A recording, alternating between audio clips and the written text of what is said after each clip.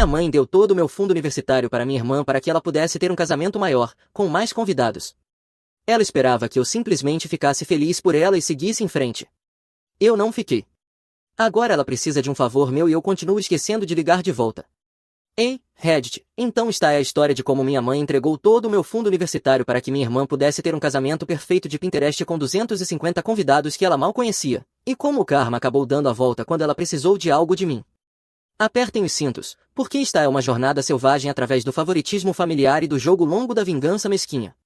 Eu tenho 28 anos agora, mas toda essa confusão começou quando eu tinha 18 e minha irmã Ashley tinha 22. Para contextualizar, Ashley sempre foi a filha adorada da nossa família, não de uma forma sutil em que os pais tentam esconder, não, isso era holofote total, tapete vermelho e aplausos de pé.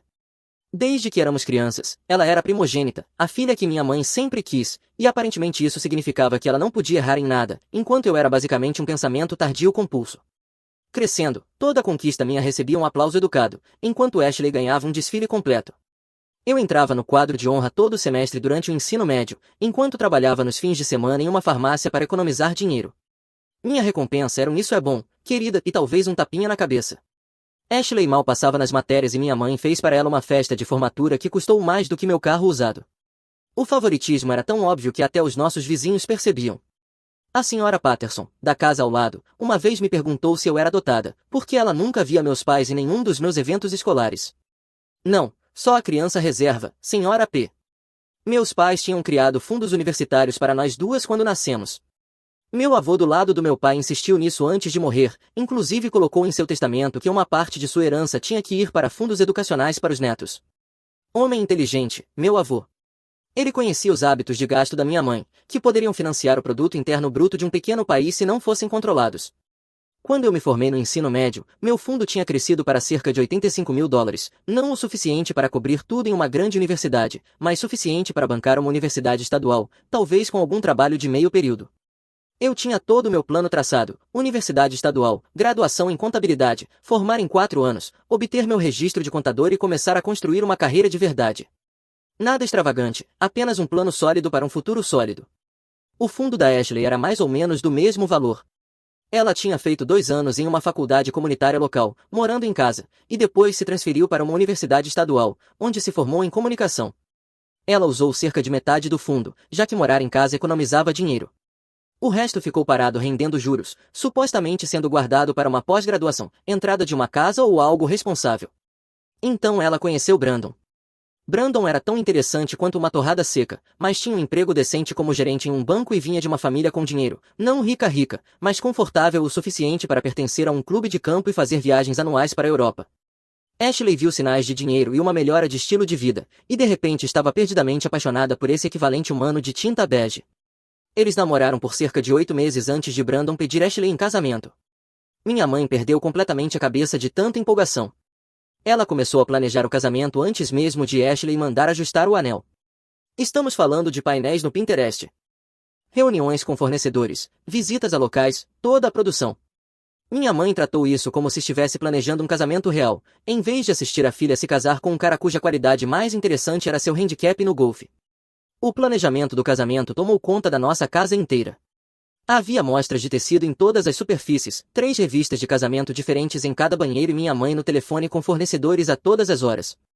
De alguma forma, ela se nomeou a coordenadora não oficial do casamento, e Ashley ficou mais do que feliz em deixá-la correr solta com as ideias.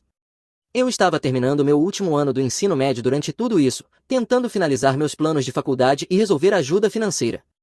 Eu tinha me candidatado a 3 universidades estaduais e sido aceita em todas. Minha primeira opção tinha um excelente programa de contabilidade e ficava a apenas 2 horas de casa. Eu visitei o campus 2 vezes, me reuni com o escritório de auxílio financeiro e tinha todo o meu plano de 4 anos esboçado. Uma noite em março, minha mãe me pediu para ir à sala de estar para uma conversa em família. Na minha família, essas palavras nunca precederam boas notícias. É como quando seu chefe diz precisamos conversar ou quando sua namorada diz precisamos falar sobre nós. Nada de bom vem depois dessa frase. Entrei na sala e encontrei minha mãe e Ashley sentadas no sofá com expressões sérias. Meu pai não estava lá, o que deveria ter sido meu primeiro sinal de alerta. Meu pai tinha essa habilidade mágica de desaparecer sempre que conversas familiares desconfortáveis estavam prestes a acontecer. Ele sentia a tensão a 3 cômodos de distância e de repente lembrava que precisava limpar a garagem ou checar o óleo do carro. Minha mãe começou com o clássico "Vocês sabem que amamos vocês duas igualmente", que é o que os pais dizem logo antes de provar que definitivamente não amam igualmente. Ela falou sobre como casamentos são importantes, marcos da vida, e como queria garantir que Ashley tivesse o casamento dos sonhos. Então ela soltou a bomba. Ashley queria melhorar o casamento. Em vez da cerimônia para 100 pessoas que eles tinham planejado originalmente, ela queria 250 convidados em um local de luxo, com recepção completa com jantar, bar aberto, banda ao vivo e cada detalhe caro que se pode imaginar. O orçamento original era em torno de $30.000. O novo casamento dos sonhos? Tente $95.000. Eu fiquei ali fazendo as contas na cabeça, já sabendo para onde isso estava indo, mas esperando estar errada. Os pais de Brandon estavam contribuindo com $25.000. Meus pais tinham economizado cerca de $15.000 para despesas do casamento. Isso deixava uma lacuna bem significativa. Então minha mãe disse as palavras que vou lembrar pelo resto da minha vida: nós decidimos usar o seu fundo universitário para cobrir o resto dos custos do casamento. O fundo educacional da Ashley também será usado, mas como ela já se formou, achamos que fazia sentido investir no futuro dela dessa forma. Eu apenas fiquei olhando para ela. Você está pegando meu fundo universitário? Todo ele? Não todo, disse minha mãe rapidamente, como se isso tornasse a situação melhor. Vamos deixar para você cerca de $5.000 para as despesas do primeiro semestre e você pode pegar empréstimos para o resto. Muitos estudantes fazem empréstimos, é muito normal. Ashley entrou na conversa com sua voz mais doce, aquela que ela usa quando quer alguma coisa. É tão importante começar um casamento do jeito certo, sabe?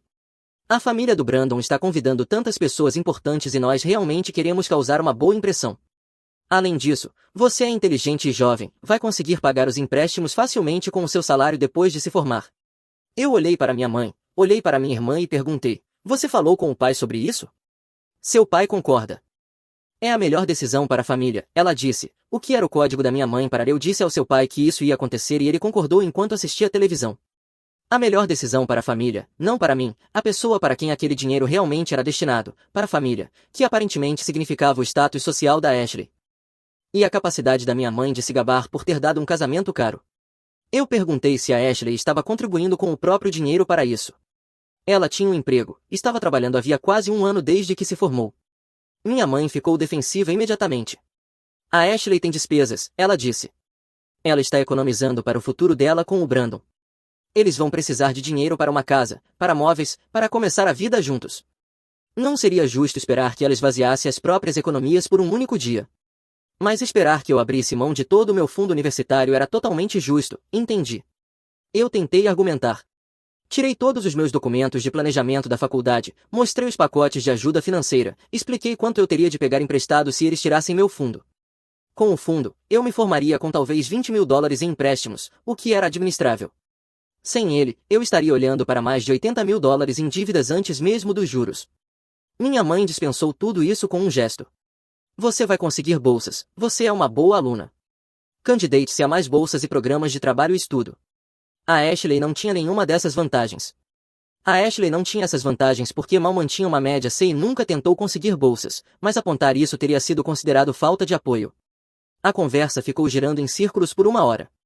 Todo argumento que eu fazia era respondido com chantagem emocional, sobre eu ser egoísta, sobre não querer que minha irmã fosse feliz, sobre como a família se apoia.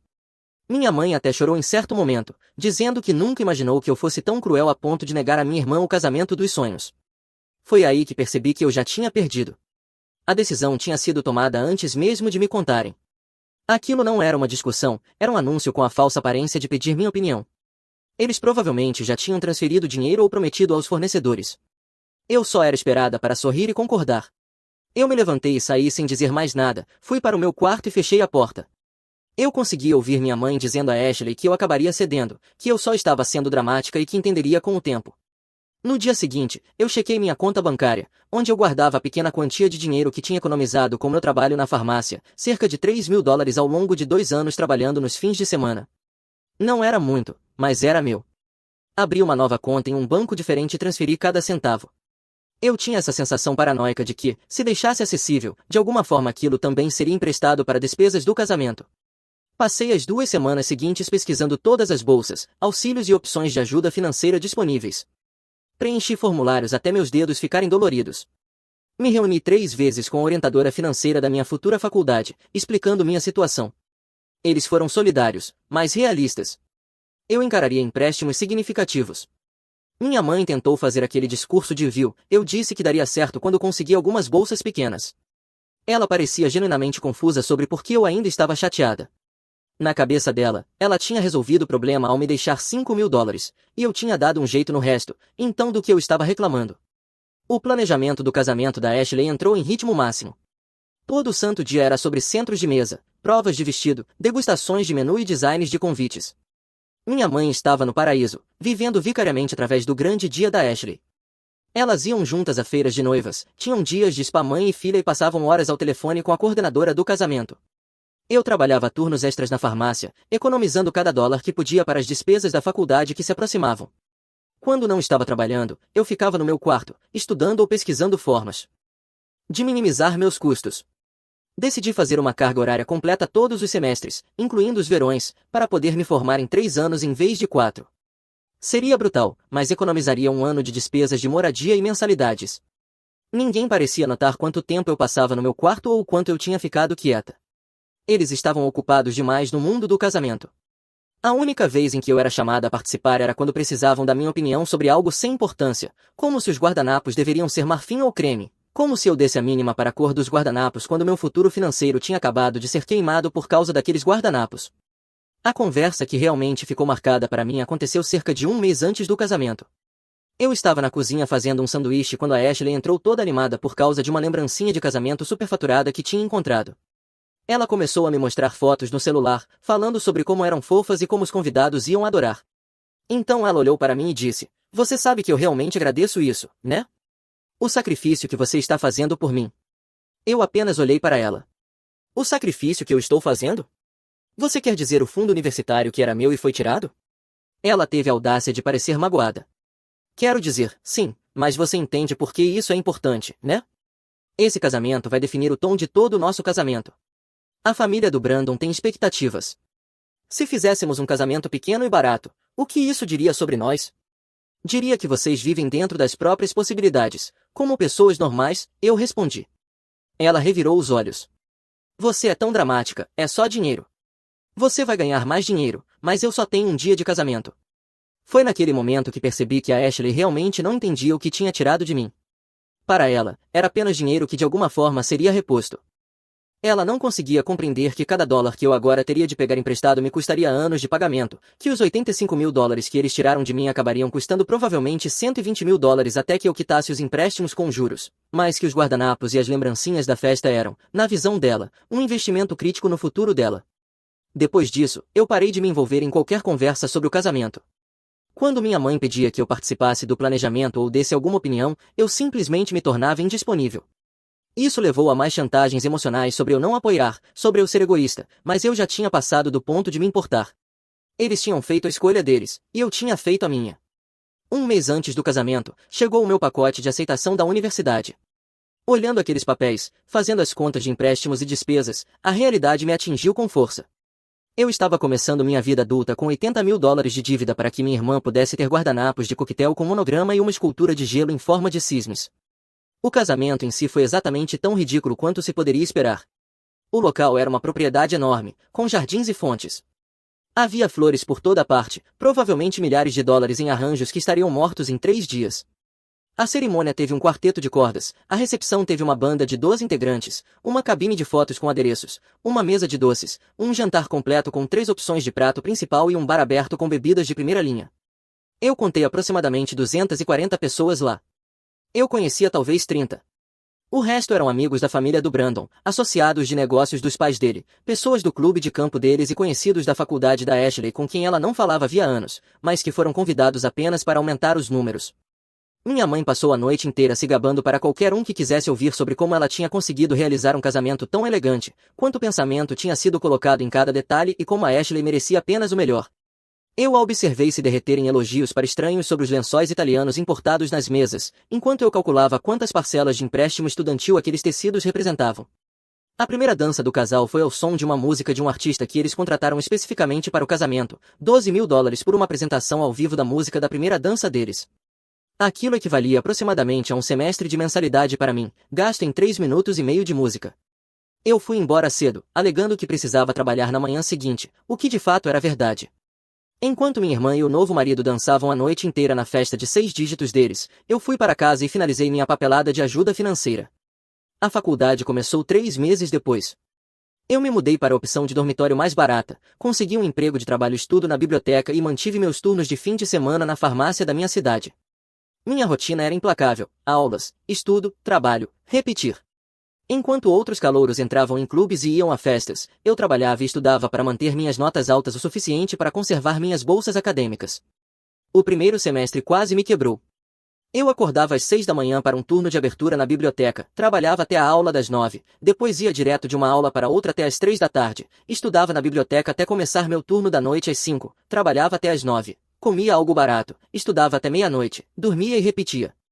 Nas noites de sexta-feira, eu dirigia para casa e trabalhava turnos de 12 horas na farmácia durante o fim de semana, depois voltava no domingo à noite para começar tudo de novo. Eu observava minha colega de quarto e os outros estudantes do meu andar viverem o que parecia ser experiências universitárias de verdade, saídas improvisadas para comer pizza de madrugada, encontros espontâneos, participação em esportes intramuros. Eu não podia arcar com o tempo nem com o dinheiro para nada disso. Teve uma semana em que tudo o que eu comi foram sanduíches de pasta de amendoim, porque tive uma despesa inesperada com livros didáticos que acabou com meu orçamento de alimentação. Minha mãe ligava ocasionalmente perguntando como a faculdade estava indo. Ela nunca perguntava sobre minhas finanças ou se eu precisava de ajuda. Ela falava sobre a Ashley e o Brandon se adaptando à vida de casados, os móveis novos deles, a viagem ao México. Enquanto isso, eu comia macarrão instantâneo e dormia 4 horas por noite. Na primeira vez em que não consegui ir para casa em um fim de semana por causa do trabalho, minha mãe ficou chateada, reclamando que mal me via mais e dizendo que família era importante. Eu quis dizer que família aparentemente era importante, exceto quando se tratava de financiar a minha educação, mas fiquei em silêncio. Qual era o sentido? O dinheiro tinha sido gasto, o casamento tinha acabado e agora eu estava por conta própria. No recesso de primavera do primeiro ano, eu fiquei no campus e trabalhei turnos dobrados enquanto todo mundo ia para casa ou viajava. Os dormitórios estavam praticamente vazios. A Ashley postou fotos das férias nas Bahamas com o Brandon, e minha mãe comentou em todas as fotos sobre como tudo parecia lindo.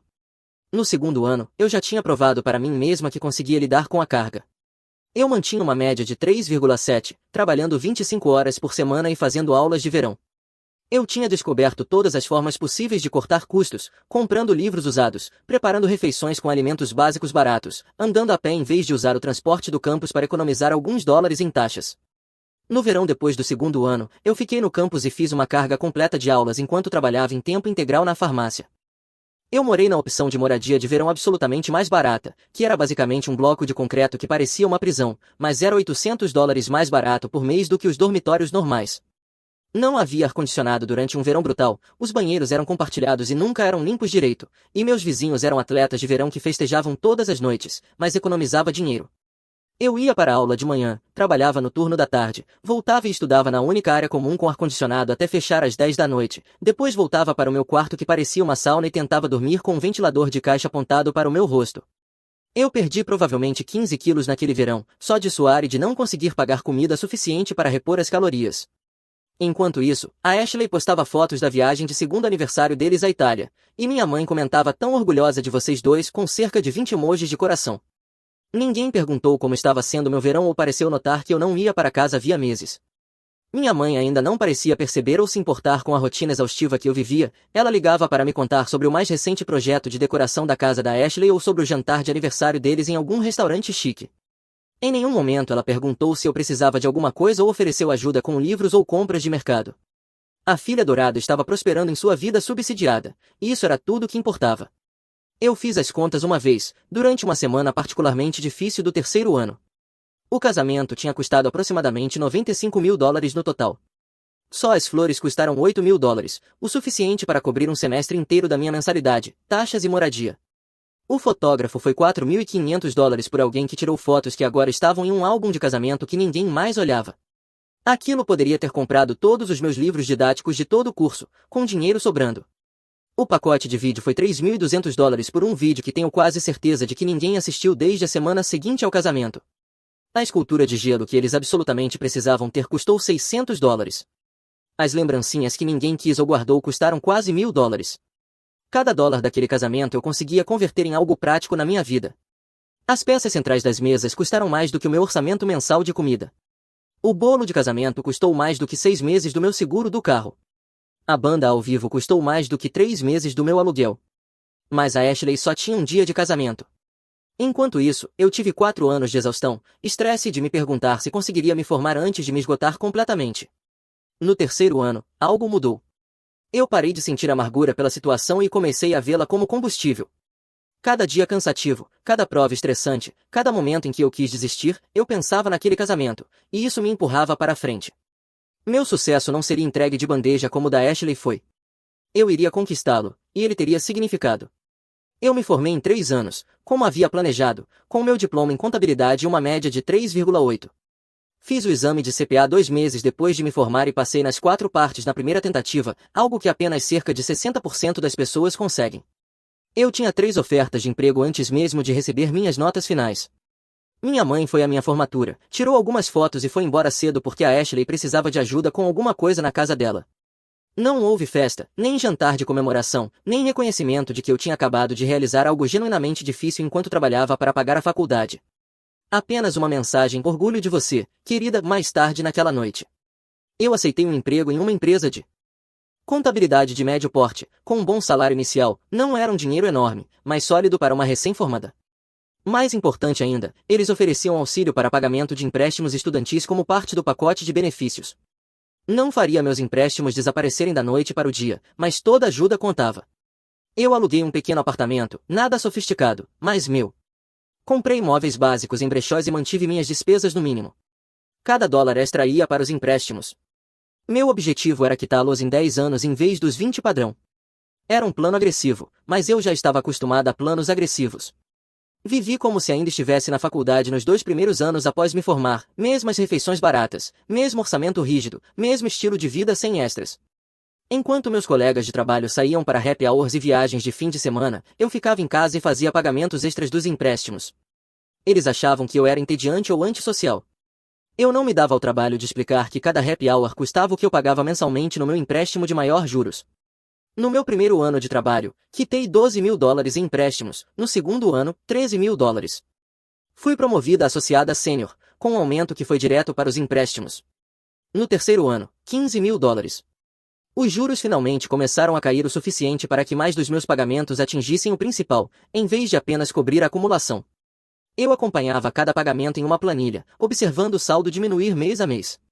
Cada pagamento parecia recuperar um pequeno pedaço da minha vida que tinha sido roubado para flores e comida que foram consumidas e esquecidas em poucas horas. Enquanto isso, a Ashley e o Brandon estavam vivendo a melhor vida deles. Compraram uma casa em um bairro agradável, com bancadas de granito, porão acabado, garagem para 2 carros. Eles tinham móveis de verdade, não achados de brechó.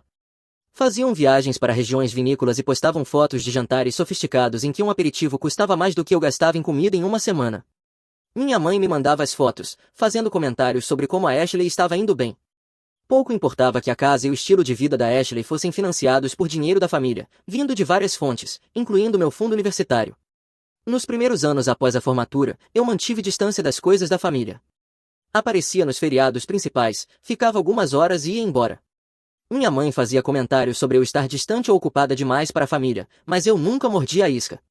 Eu era educada, eu estava presente e depois ia embora. A questão de estabelecer limites é que as pessoas que estão acostumadas a você ceder sempre vão testá-los o tempo todo. Minha mãe ligava pedindo para eu ajudar a Ashley a mover móveis ou para cuidar do cachorro enquanto eles estavam de férias.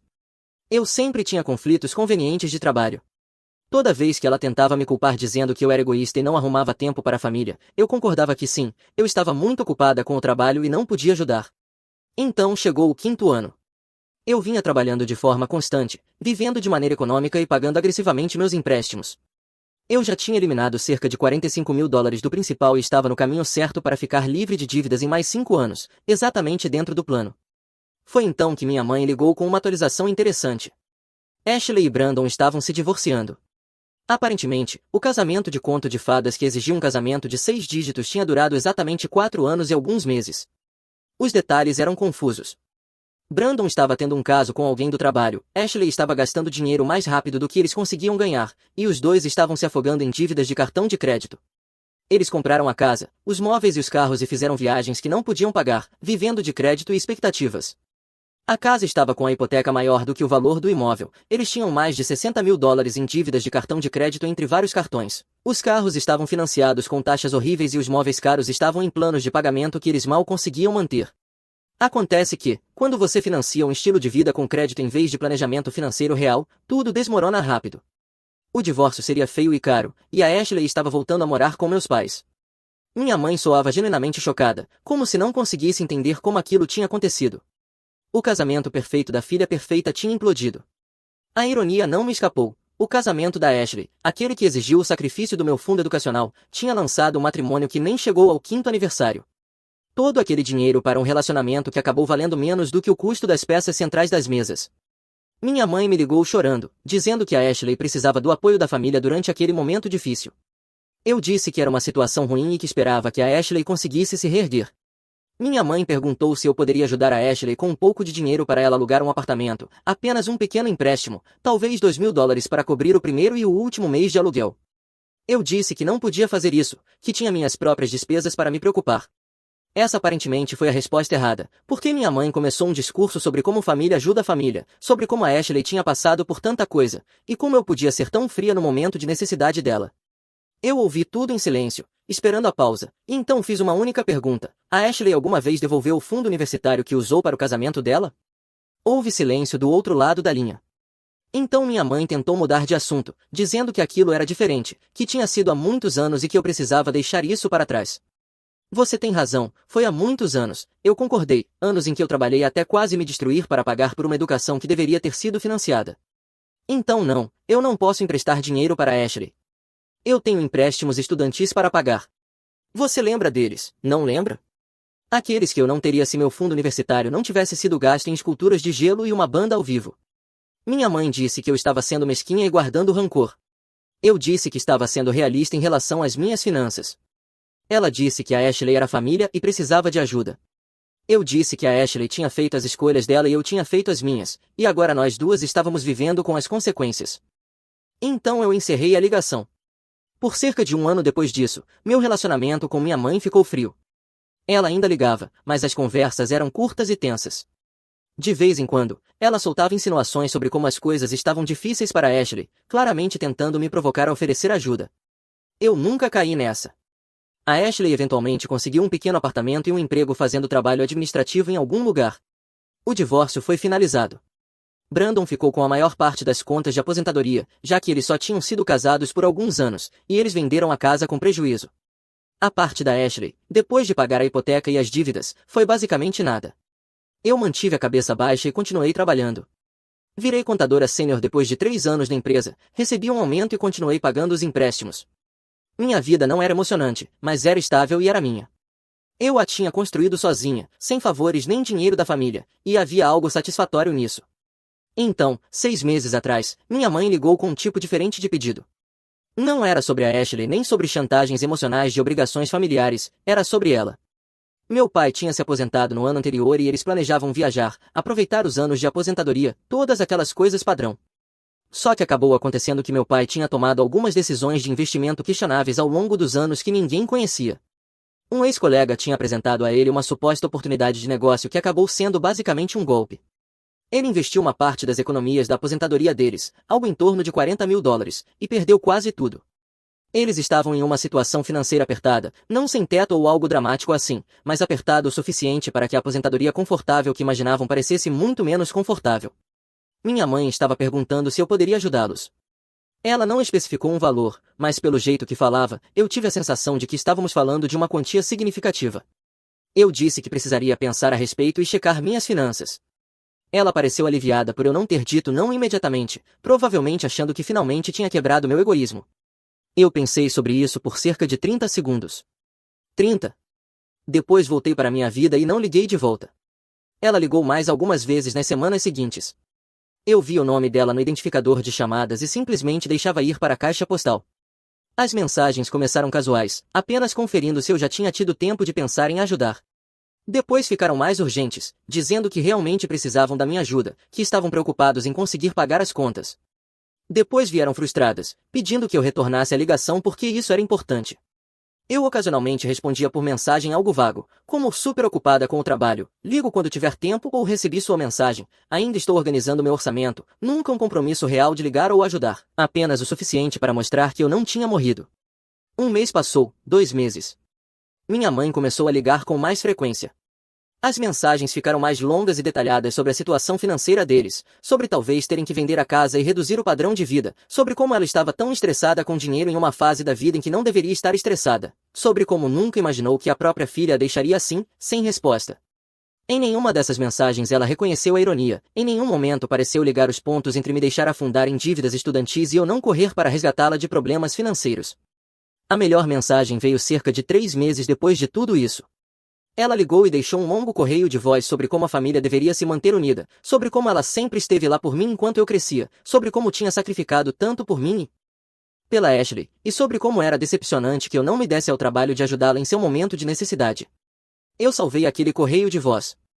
Às vezes, quando estou tendo um dia ruim, eu o escuto para me lembrar de que a capacidade humana de memória seletiva e total falta de autoconsciência é realmente infinita. A Ashley me ligou depois disso, o que era raro. Nós mal conversávamos mais além de pequenas formalidades em feriados. Ela tentou o papel de irmã mais velha, dizendo que a mãe estava realmente sofrendo e que eu deveria assumir a responsabilidade e ajudar. Eu perguntei se ela estava ajudando. Ela ficou defensiva, explicando que mal estava conseguindo se manter depois do divórcio e não podia poupar nada. Eu apontei que eu ainda estava pagando mais de $35.000 em empréstimos estudantis por causa de decisões que foram tomadas para beneficiá-la. Ela ficou quieta por um momento e depois tentou mudar de assunto dizendo que isso tinha sido há tanto tempo e que eu precisava superar. Eu disse que já tinha superado esperar qualquer coisa dessa família além de exigências e chantagens emocionais. Depois disse que precisava ir e encerrei a ligação. No quarto mês, minha mãe tentou uma estratégia diferente.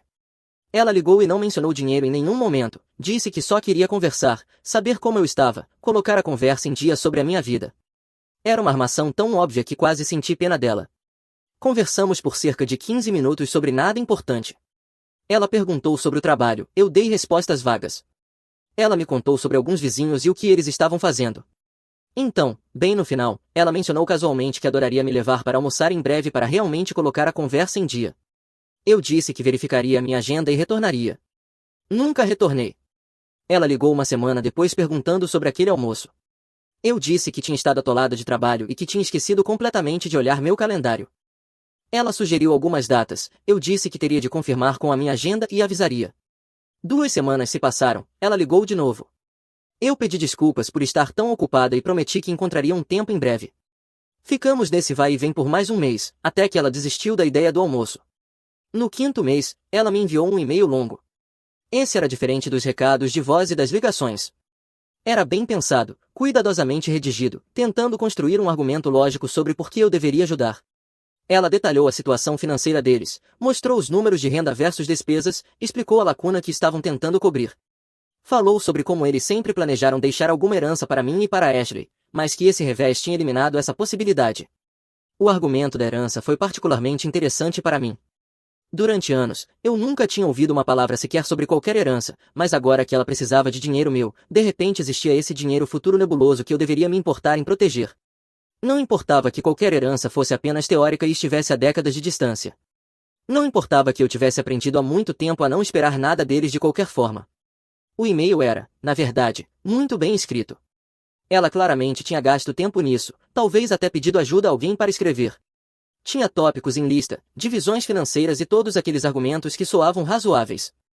Lendo aquilo, eu quase conseguia ver como outra pessoa poderia ser convencida, mas eu não era outra pessoa.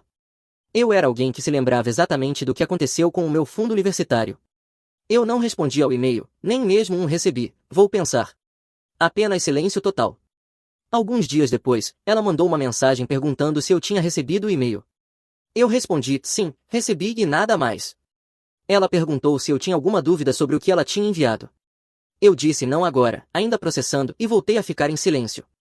No sexto mês, que nos traz praticamente até agora, ela tentou envolver a Ashley de forma mais direta. As duas me ligaram juntas, numa tentativa coordenada de intervenção. A Ashley começou dizendo quanto estava preocupada com a mamãe e o papai. Minha mãe entrou na conversa dizendo que só precisava saber se eu poderia ajudar ou não, que a incerteza era pior do que um não. Eu disse que já tinha falado que precisava pensar e verificar minhas finanças.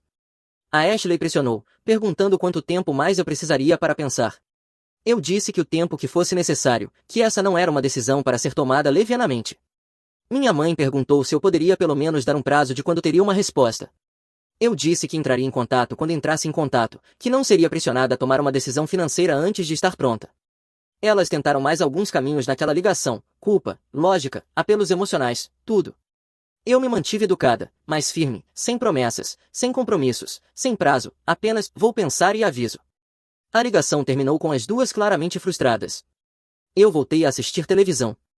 A questão é que eu não estou mais com dificuldades financeiras. Eu estou bem, ganho um bom dinheiro, meus empréstimos estão em um valor administrável, estou construindo uma carreira sólida.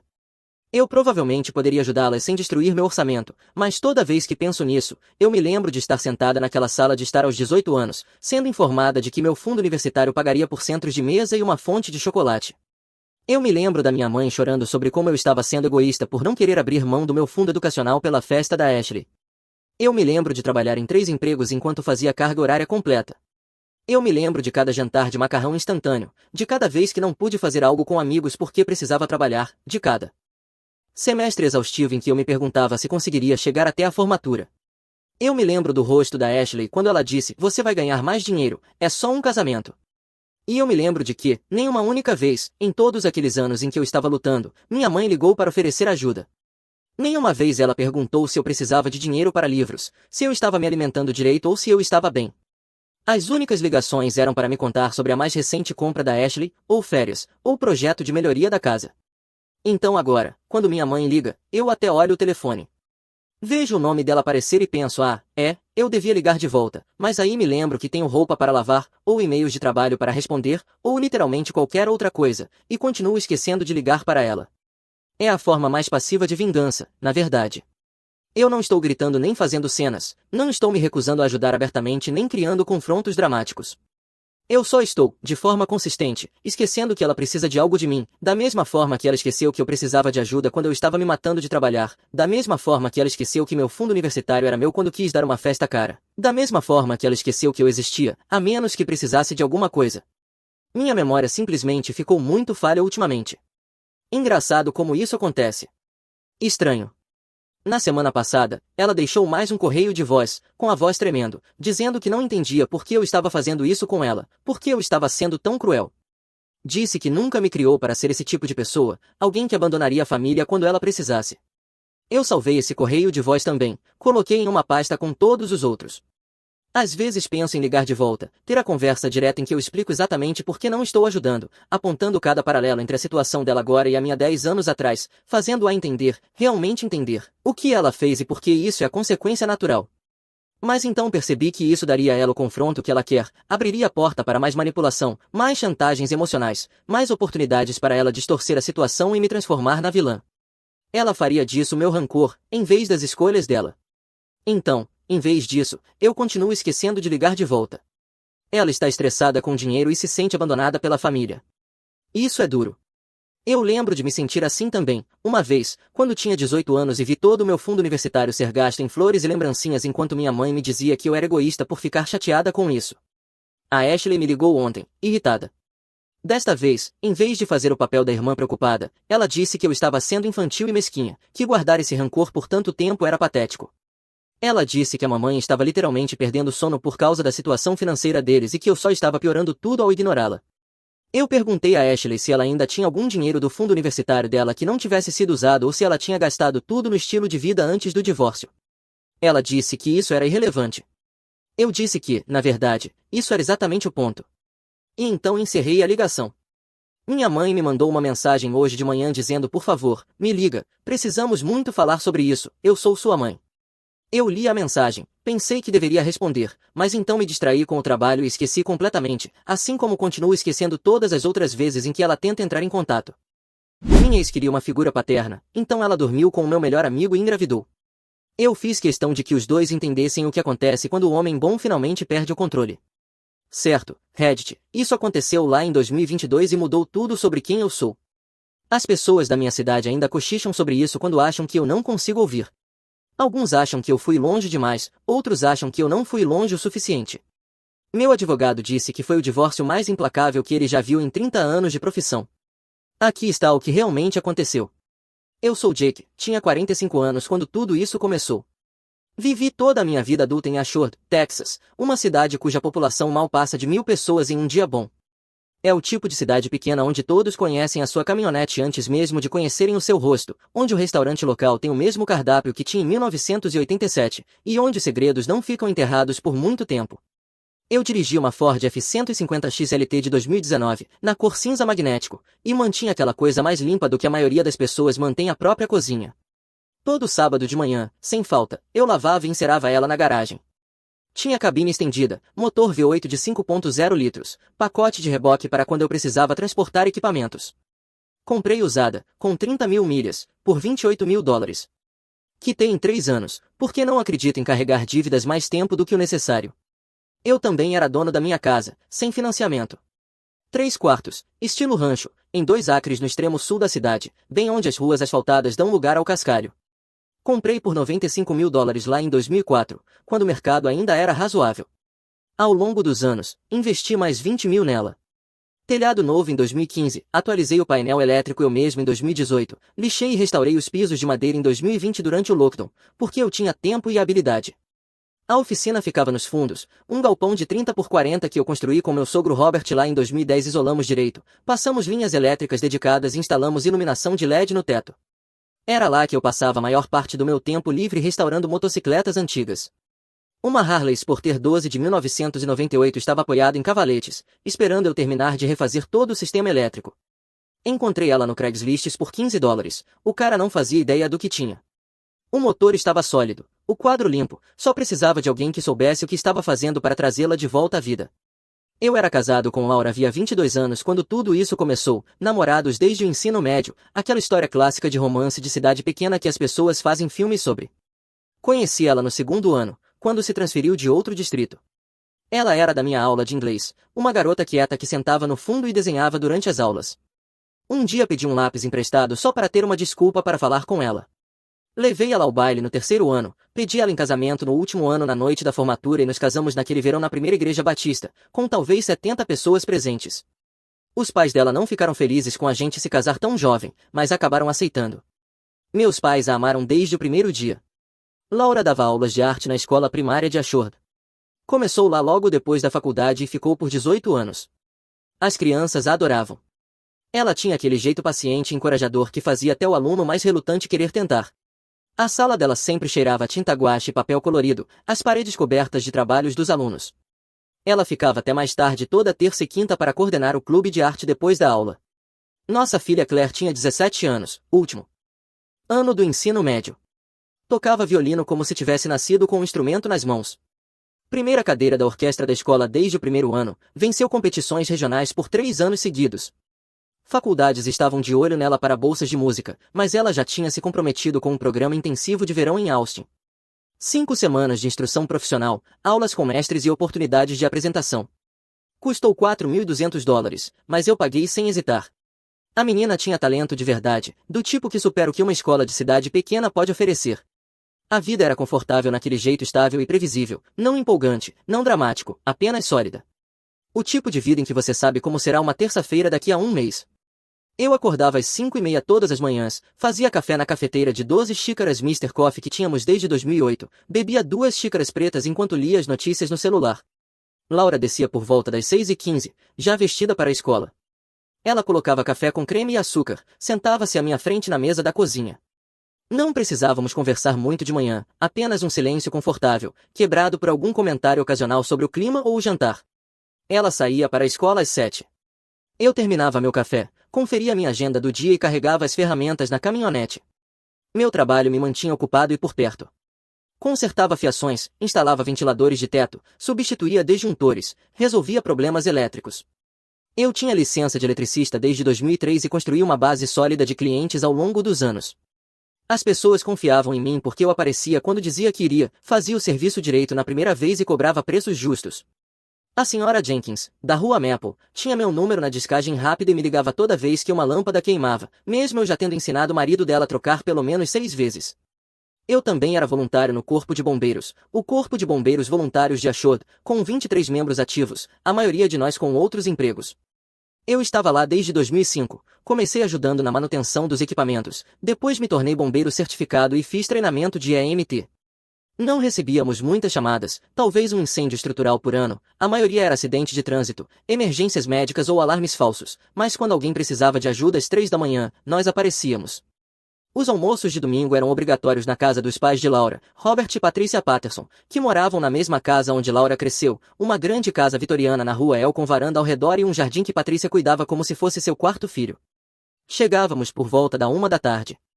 Robert ficava na poltrona de couro assistindo futebol, golfe ou qualquer esporte da temporada. Patricia estava na cozinha finalizando a refeição. Robert Patterson era xerife aposentado, passou 32 anos na aplicação da lei antes de se aposentar em 2015. Um sujeito durão, com opinião sobre tudo, mas que me respeitava. Dizia que eu lembrava como os homens costumavam ser, confiáveis, honestos, alguém em quem se podia contar numa crise. A gente conversava enquanto ele bebia chá doce e eu ajudava a Patricia a arrumar a mesa. Os jantares com eles eram agradáveis, assado de panela ou frango frito, ou o famoso bolo de carne da Patrícia, purê de batatas, vagens do jardim dela, pães caseiros. Claire falava da escola, Laura compartilhava histórias da sala de aula, Robert às vezes começava alguma história dos tempos de polícia, e Patrícia apenas sorria e se certificava de que todos repetissem o prato. Meus próprios pais moravam do outro lado da cidade. Meu pai era aposentado dos Correios, minha mãe tinha sido secretária escolar por 30 anos antes de se aposentar. Eles mimavam Claire, orgulhosos da única neta. Nas tardes de domingo, depois do almoço na casa dos Patterson, geralmente passávamos na casa dos meus pais para a sobremesa. Minha mãe sempre tinha algo assado, cookies com gotas de chocolate eram a especialidade dela. A vida tinha um ritmo. De segunda a sexta-feira, eu trabalhava à noite, às vezes tinha um serviço pequeno ou ficava na oficina, os fins de semana eram para projetos maiores. Tempo com a família, igreja no domingo de manhã na Primeira Batista, jantares com a família em sábados alternados à noite. Laura e eu íamos ao Mackenzie's Tea Shows, na cidade vizinha, nossa tradição de noite de encontro desde o 10º aniversário de casamento. O pastor Reynolds sabia meu nome, acenava para mim durante sermões e às vezes me usava como exemplo de constância em um mundo inconsistente. Aquilo me deixava desconfortável quando ele fazia isso, mas eu entendia o que ele queria dizer. Em uma cidade pequena como Ashford, as pessoas notam quando você aparece, e eu apareci em todos os lugares onde deveria estar. O xerife Davis, que assumiu depois que Robert se aposentou, pegava no meu pé dizendo que eu demorava demais nos serviços na delegacia. Eu vinha atualizando lentamente o sistema elétrico deles ao longo do último ano, prédio antigo, fiação terrível, tudo à beira de violar o código. Eu brincava dizendo que estava salvando eles de riscos de incêndio, e ele reclamava que eu estava demorando demais. As crianças da cidade acenavam quando eu passava com minha caminhonete. Os adolescentes que trabalhavam no mercado sabiam que eu gostava do meu café preto e dos recibos dentro da sacola. A senhora Watkins, que morava sozinha depois que o marido faleceu em 2019, tinha meu número colado ao lado do telefone e me ligava pelo menos uma vez por mês por algum probleminha que normalmente nem precisava de eletricista, mas eu ia mesmo assim porque ela era solitária e eu não me importava. Eu era aquele cara, o que aparecia quando você precisava, resolvia o problema, cobrava o que o serviço realmente valia, não fazia gambiarras, não ficava falando demais, apenas fazia um trabalho sólido e ia para casa. Chato pra caramba para a maioria das pessoas, mas era a minha vida e eu tinha orgulho disso. Claire vinha praticando intensamente para aquele programa em Austin. Todas as noites depois do jantar eu a ouvia no quarto, escalas, exercícios técnicos, depois as peças que estava preparando, Vivaldi, Bach, algum compositor contemporâneo cujo nome eu não conseguia pronunciar. A música se espalhava pela casa. Laura dobrava roupas na sala, cantarolando junto, eu ficava na oficina limpando ferramentas ou trabalhando na Harley. Esses são os momentos que você não valoriza até que eles se vão, apenas noites normais de terça-feira, fins de tarde comuns de dias úteis, nada de especial acontecendo, mas confortáveis, seguras, o tipo de vida que você acha que vai durar para sempre, porque não duraria. Olhando para trás agora, vejo que tomei tudo como garantido. Presumi que Laura sempre estaria à mesa da cozinha pela manhã, presumi que Claire sempre estaria praticando violino no quarto, presumi que meu maior problema seria decidir se eu deveria atualizar a serra de esquadria composta ou guardar o dinheiro para pneus novos da caminhonete. Eu estava errado sobre tudo isso. A senhora Watkins me chamou uma manhã no começo de março para consertar um interruptor de luz que estava soltando faísca. Serviço simples, fio solto na caixa, levou 20 minutos. Ela serviu chá doce enquanto eu trabalhava, sentada à mesa da cozinha, falando sobre os netos que moravam em Dallas. Quando terminei, ela me olhou com aqueles olhos gentis e disse como eu era sortudo por ter uma família tão sólida. Eu concordei com ela, disse que agradecia a Deus todos os dias por isso, e... era verdade. Fiquei ali sentado, bebendo chá doce na cozinha dela, pensando em como eu era abençoado, boa esposa, filha maravilhosa, trabalho estável, casa confortável, respeito na comunidade, o que mais um homem poderia pedir. Mas algo parecia errado naquela semana inteira. Eu não conseguia identificar o que, apenas esse peso no peito que não ia embora, como quando você sabe que uma tempestade está chegando, mas o céu ainda está limpo. Eu sentava na varanda à noite, depois que Laura e Claire iam dormir, olhando para o nada, tentando entender o que estava me incomodando. Tentei ignorar, disse a mim mesmo que estava sendo paranoico, estresse do trabalho provavelmente, ou apenas ficando mais velho e mais consciente da própria mortalidade, coisas normais de um cara de meia idade. Acontece que meu instinto sabia de algo que meu cérebro ainda não tinha alcançado. Seus instintos captam coisas antes de a mente consciente processar, pequenos detalhes que não se encaixam direito, padrões que parecem errados mesmo que você não consiga explicar por quê. Tudo começou quando Tyler Walker voltou para a cidade. Naquela mesma semana de março, Tyler e eu tínhamos uma longa história. Amigos desde o jardim de infância, aquele tipo de amizade em que vocês são basicamente irmãos, mesmo sem laço de sangue. Crescemos soltos por achor quando crianças, construímos fortes no mato, aprendemos a andar de bicicleta no mesmo trecho de estrada, nos metemos em encrenca juntos por entrar escondidos no elevador de grãos abandonado, convencidos de que um dia sairíamos dali e faríamos algo maior do que a vida em uma cidade pequena do Texas. A diferença era que Tyler realmente foi embora depois do ensino médio. Foi para a faculdade em Dallas, se formou em administração, passou por várias cidades e empregos diferentes, representante de vendas de uma empresa de suprimentos médicos, gerente de contas de uma startup de tecnologia que faliu, coordenador de marketing de uma organização sem fins lucrativos que o demitiu. Ele voltava a Shore de vez em quando em feriados ou por assuntos de família, mas nunca ficava muito tempo, sempre tinha outro lugar para ir, outra coisa para perseguir. Desta vez, quando ele voltou, tudo era diferente. Não estava visitando, não estava apenas de passagem, voltou para morrer. Ele apareceu na minha varanda em um sábado de manhã, em meados de março, parecendo que a morte já tinha começado a cobrar o preço. Pele pálida esticada sobre maçãs do rosto afiadas, tinha perdido talvez 40 quilos desde a última vez que eu o tinha visto no Natal de 2 anos antes, se movia como um velho, mesmo tendo apenas 43 anos. Câncer no sangue em estágio 4, daquele tipo com um nome médico sofisticado que eu não consigo lembrar. Os médicos deram a ele talvez 1 ano, se tivesse sorte. Nós ficamos sentados na minha varanda naquela manhã, com copos de chá doce, enquanto ele colocava tudo para fora, o diagnóstico. Os tratamentos que falharam, as probabilidades impossíveis, o cronograma que ele tinha pela frente. A voz dele era firme, mais baixa, como se já tivesse feito as pazes com aquilo e estivesse apenas me informando os fatos.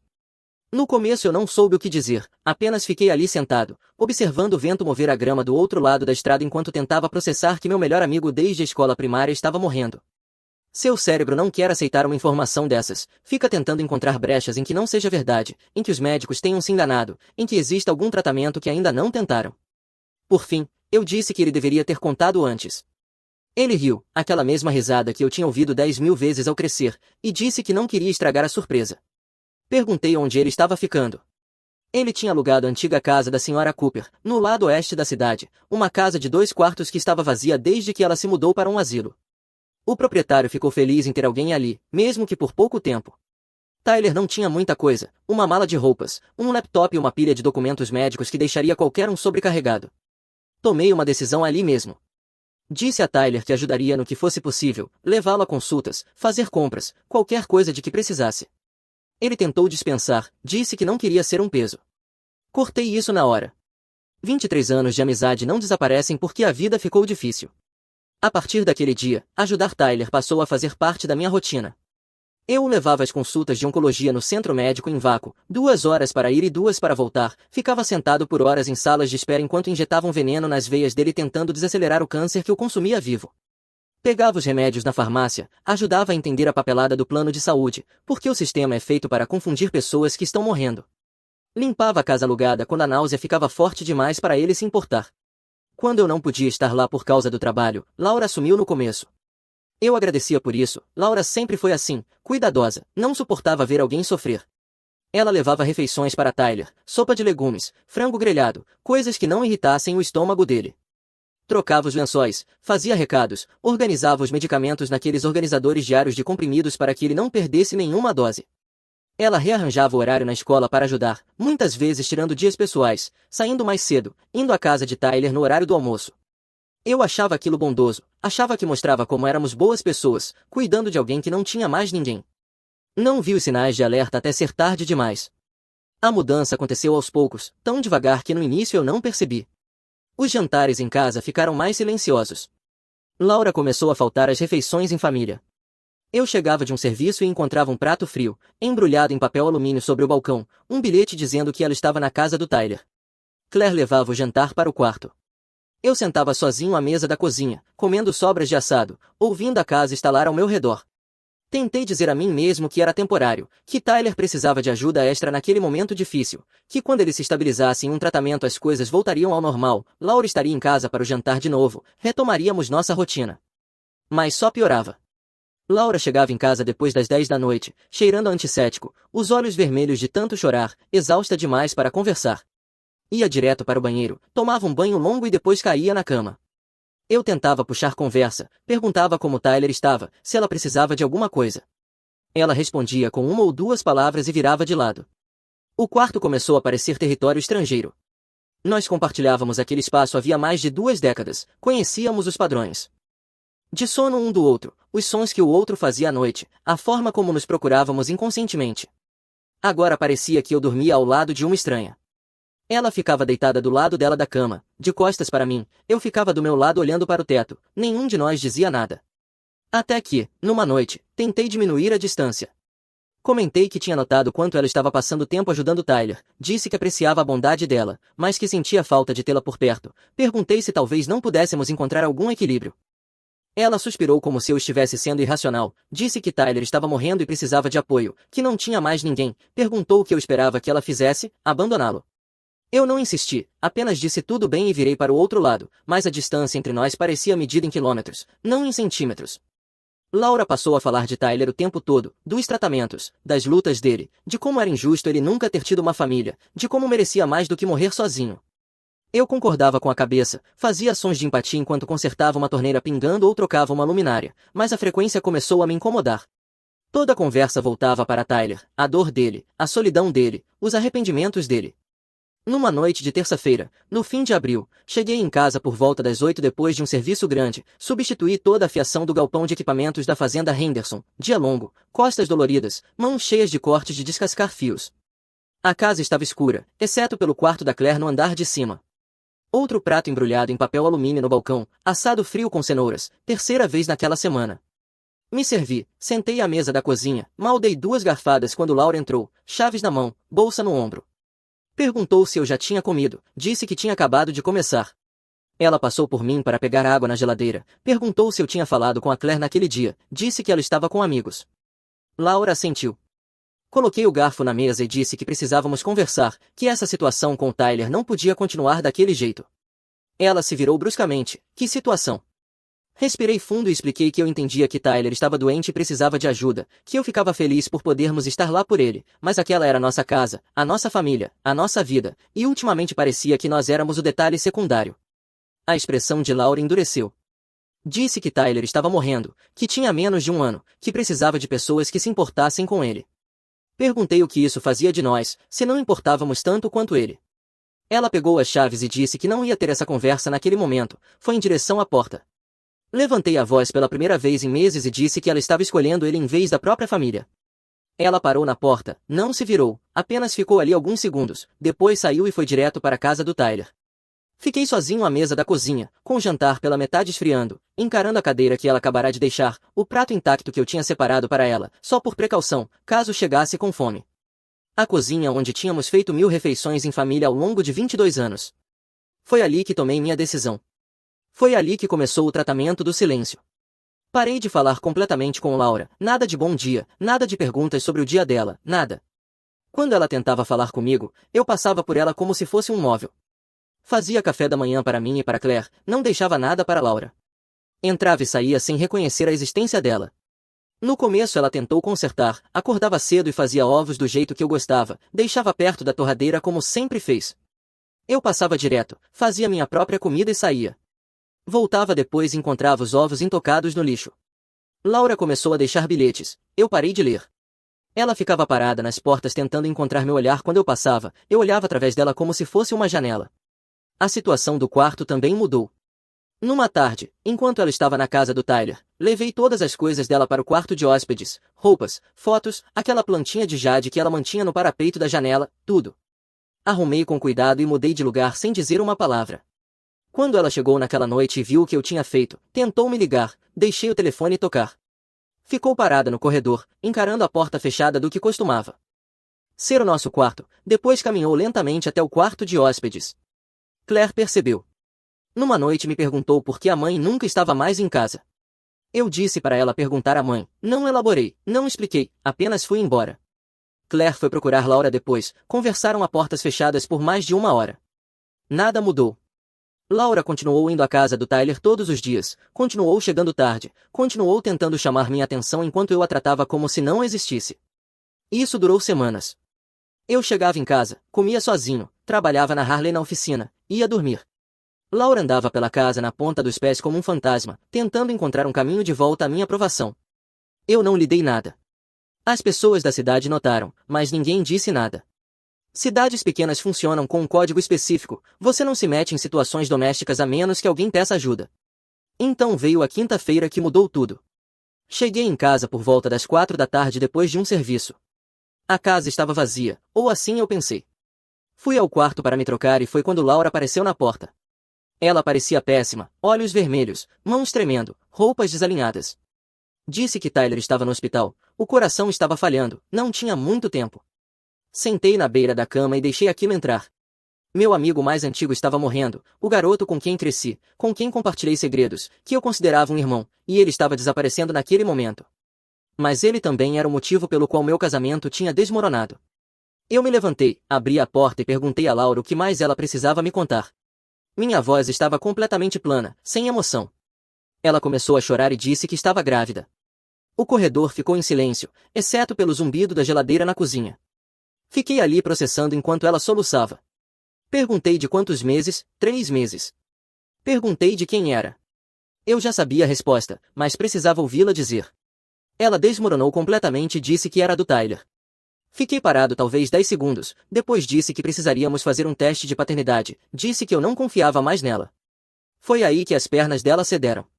Ela caiu no corredor, bateu forte no piso de madeira, simplesmente se dobrou e caiu. Eu não me mexi, não tentei segurá-la, não me ajoelhei para ver se estava bem, apenas fiquei ali olhando para ela encolhida no chão. Ela ficou desacordada por uns 5 minutos. Quando voltou a si, ainda estava deitada no chão, olhou para mim sentado na cadeira do quarto e perguntou por que eu não a tinha ajudado a levantar.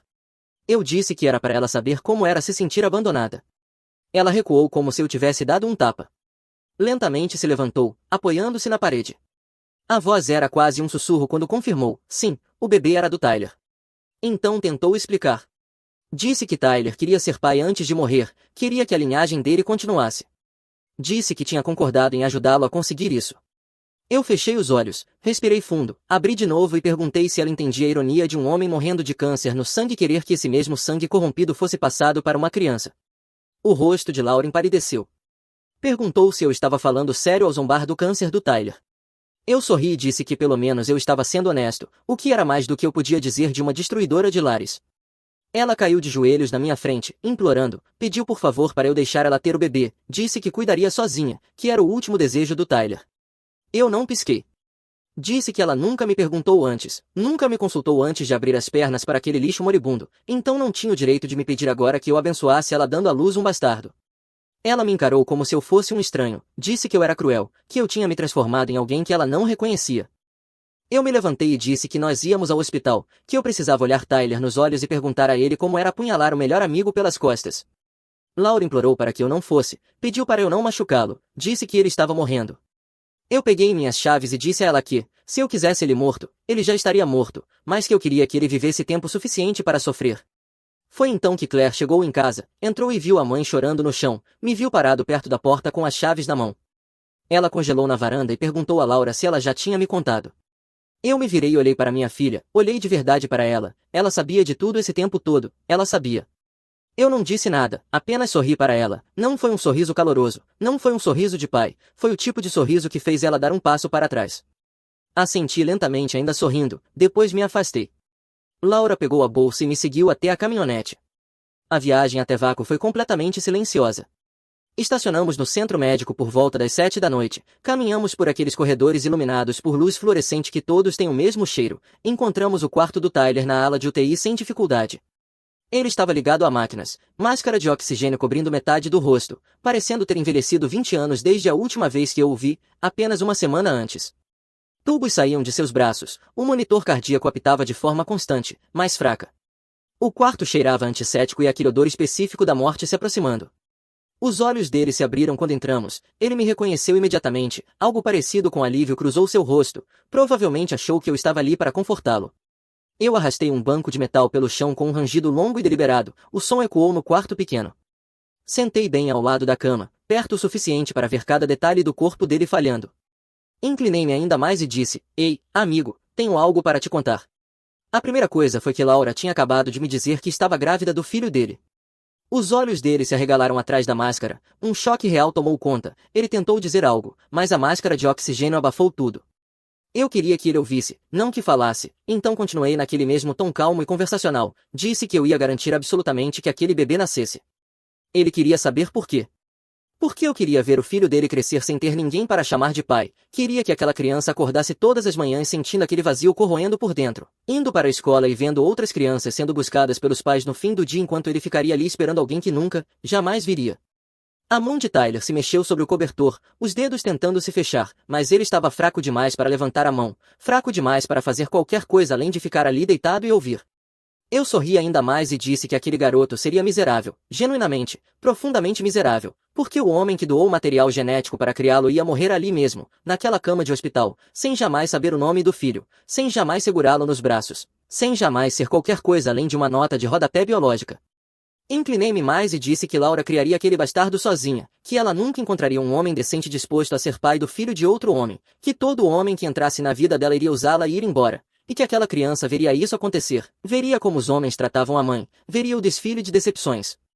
Disse a Tyler que o filho dele cresceria machucado dia após dia, se encheria de ódio, podridão e maldade, e que eventualmente amaldiçoaria o nome de Tyler, amaldiçoaria o homem que lhe deu a vida e a mulher que destruiu um casamento para trazê-lo à existência.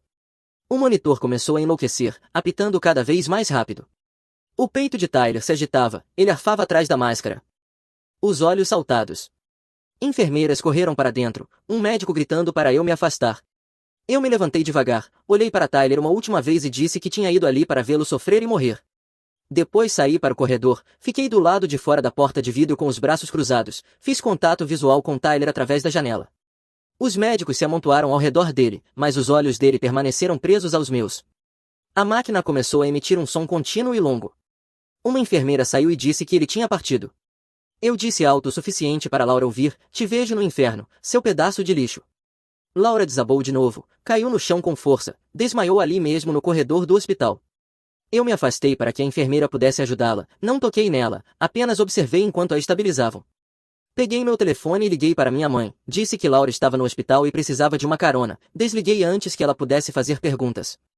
Entrei na minha caminhonete e fui embora, desliguei o telefone e desapareci por uma semana. Os papéis do divórcio foram entregues 3 dias depois de eu voltar. Laura estava na sala, lendo-os com as mãos tremendo. Ela tentou me ligar, meu telefone ainda estava desligado. Naquela noite, meus pais e os pais dela apareceram. Minha mãe, Margarete, parecia preocupada. O pai dela, Robert, parecia furioso. A mãe dela, Patrícia, ficou perto da escada. Claire estava no quarto, no andar de cima. Robert falou primeiro, perguntou por que eu estava me divorciando de Laura quando ela carregava meu filho. Eu coloquei o copo na mesa e me virei para Laura, disse para ela explicar a todos por que eu tinha mandado aqueles papéis. Ela não conseguiu falar, apenas ficou ali chorando. Eu disse claramente, Laura dormiu com Tyler Walker e engravidou do filho dele, então não, a situação dela não era problema meu. A sala ficou em silêncio, dava para ouvir um alfinete cair. Eu me virei para minha mãe e disse que Laura tinha traído tudo que construímos, que eu rezava todos os dias para que ela sofresse, que queria vê-la criar aquele bastardo sozinha, que queria viver o suficiente para ver aquela criança amaldiçoá-la por sua existência miserável. Margaret deu um passo para trás como se eu tivesse batido nela, me encarou como se estivesse vendo um estranho. Aquele não era o filho que ela criou, o homem que se voluntariava no corpo de bombeiros, que consertava a parte elétrica das casas das pessoas de graça quando elas não podiam pagar. Margaret tocou o braço de Laura e gentilmente me perguntou se não havia alguma forma de perdoá-la, de salvar o casamento, 22 anos juntos, uma filha, uma vida inteira construída.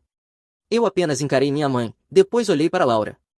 Robert deu um passo à frente e disse que a criança era inocente, que se Laura estivesse sob estresse isso prejudicaria o bebê, implorou para que eu pensasse na saúde da criança. Eu sorri aquele tipo de sorriso que não chega aos olhos e disse que a cada segundo que ela permanecesse naquela casa eu lembraria a ela que ela era imunda, que destruiu 2 décadas de casamento por um desejo distorcido, que traiu seus votos por um homem moribundo. Disse que adoraria vê-la sofrer, e quanto àquele bebê, eu não sentia nenhuma simpatia, nada, o que quer que acontecesse com ele era o destino dele. Laura caiu de joelhos chorando, agarrando a barriga e se balançando. Eu servi outro copo de água, me recostei no sofá como se nada estivesse acontecendo. O caos ao meu redor poderia muito bem ser apenas ruído de fundo. Claire estava no topo da escada observando. Eu levantei o olhar para ela e sorri, o mesmo sorriso frio e vazio. Ela estremeceu e recuou para dentro do quarto. Robert ajudou Laura a se levantar, disse que eles estavam indo embora, não esperou por discussões, apenas guiou a filha para fora de casa e a levou de volta para a casa deles. Naquela noite, Robert caiu em cima de Laura com tudo, disse que ela tinha matado um homem bom, que eu era como um filho para ele, honesto, dedicado, o tipo de marido pelo qual a maioria das mulheres reza. Disse que ela tinha matado a minha alma e que havia um lugar especial no inferno para mulheres como ela. Laura se mudou temporariamente para a casa dos pais. O divórcio correu rápido pelos tribunais, sem terapeutas, sem tentativas de reconciliação, apenas a dissolução direta. A lei do Texas deu a ela metade das minhas economias e metade da minha aposentadoria. Eu assinei tudo sem discutir. Os degraus do fórum estavam silenciosos naquela manhã do fim de julho, quando finalizamos tudo. Laura não apareceu, apenas enviou o advogado para assinar em seu nome, não conseguiu me encarar uma última vez. Tudo bem para mim. David Kane e eu saímos juntos para o calor do Texas, o sol de verão castigando, a temperatura já passando dos 95 graus às 10 da manhã. Atravessamos a rua até um banco de parque sob um carvalho moribundo e nos sentamos sem dizer muita coisa no começo, apenas 2 homens processando o fim de algo. As folhas acima farfalhavam secas ao vento, quebradiças pela falta de chuva, a seca mantinha o Texas em um aperto sufocante naquele verão. David quebrou o silêncio primeiro, perguntou se eu estava bem. Dei de ombros e disse que estava exatamente tão bem quanto se podia esperar. Agradeci por ele ter lidado com tudo de forma tão eficiente, disse que o homem valia cada centavo daquele adiantamento de $15.000. Ele riu, disse que havia muito mais trabalho de onde aquilo veio, muitos maridos sendo ferrados por esposas que não apreciavam o que tinham, o negócio do divórcio estava prosperando. Ficamos ali mais alguns minutos, depois nos levantamos. David estendeu a mão, aperto firme e profissional, disse para eu cuidar de mim. Eu disse que cuidaria. Ele começou a caminhar em direção ao carro, um Mercedes Classe S preto estacionado na sombra, depois parou a uns 20 pés de distância, virou-se e chamou, perguntou se podia cobrar um favor no futuro. Por fim, sorri de leve e disse que eu estaria por perto. Ele assentiu uma vez, entrou no carro e foi embora. Observei as lanternas traseiras desaparecerem pela Main Street até virar a esquina. Fiquei ali sozinho por mais um minuto, depois fui até a caminhonete e dirigi de volta para aquela casa vazia. 6 meses se passaram, a primavera virou verão, a casa ficou silenciosa. Eu não peguei novos serviços, não fui mais ao quartel dos bombeiros, apenas existi. Então Margaret ligou numa noite, disse que Laura tinha dado à luz, um menino, o bebê estava na UTI neonatal. Eu não respondi. Ela disse que o parto tinha sido difícil, que Laura não estava bem. Ainda assim, nada de mim. Margaret começou a dizer outra coisa e eu desliguei. 2 dias depois, os médicos disseram a Laura que o bebê tinha um defeito cardíaco genético, o coração dele era fraco demais. Laura apenas assentiu e ficou encarando o teto. 5 dias após o nascimento, os monitores zeraram. O bebê morreu sem fazer um som. As funções vitais de Laura começaram a cair. Em poucas horas, os médicos reconheceram os sinais: síndrome do coração partido, cardiomiopatia induzida por estresse. Ela morreu 7 dias depois da morte do filho, sozinha em uma cama de hospital, sem nunca mais ouvir de mim. Claire levou isso muito mal. O ódio que ela vinha carregando não foi direcionado ao mundo nem à mãe, foi todo voltado para mim. Ela se lembrava do aniversário de 18 anos, 3 meses antes. Naquela noite, eu tinha feito uma festa para ela, decorei a casa inteira sozinho, balões, serpentinas, bolo, música, convidei ambos os avós e até convidei Laura, o que deu esperança a todos. Durante o corte do bolo, Claire fez um pedido, disse que desejava que nossa família pudesse ficar junta de novo. Eu me servi de água e sentei à cabeceira da mesa, disse a ela bem-vinda à vida adulta, disse que não era tão doce quanto o bolo, que desejos não significam nada no mundo real, que o mundo só responde a ações, boas ações trazem bons resultados, escolhas ruins trazem consequências ruins. Depois olhei para Laura e disse com muita clareza que nós tínhamos acabado, terminado de vez, sem conserto, sem volta. A família que ela lembrava morreu no momento em que Laura abriu as pernas para Tyler. Virei-me para Claire e disse para ela fazer as malas e sair da minha casa. Ela congelou, perguntou do que eu estava falando. Dei um passo à frente e disse que ela sabia o que a mãe tinha feito, sabia do caso, e não disse nada, o que a tornava cúmplice. Disse que o fundo universitário tinha acabado, dinheiro liquidado e transferido para a conta dela. Boa sorte encontrando um emprego e um apartamento, bem-vinda à vida adulta. Margaret me deu um tapa no rosto, me chamou de insensível, de monstro. Eu sorri para Laura, o mesmo sorriso frio e venenoso. Robert levou Laura e Claire embora. Naquela noite, depois que a mãe morreu, Claire deixou a cidade, sem carta, sem ligações, sem endereço para contato, apenas fez uma mala e desapareceu. Talvez Dallas, talvez Houston, ninguém sabia ao certo. Margaret tentou me ligar, disse que Claire tinha sumido. Eu desliguei sem dizer nada. A vida continuou naquele vazio. Eu mal saía de casa, parei de atender a porta. Os vizinhos notaram, mas não disseram nada. Então, numa noite, eu estava sentado na sala com um copo de água quase vazio e o velho revólver do meu avô da Segunda Guerra Mundial. A única foto restante na casa era o retrato de família de 5 anos antes, Laura, Claire e eu. Levantei a arma, não contra mim, mas contra a foto, disparei um tiro, estilhaçando o vidro, partindo o rosto de Laura ao meio, coloquei o copo na mesa e levei o revólver à minha têmpora.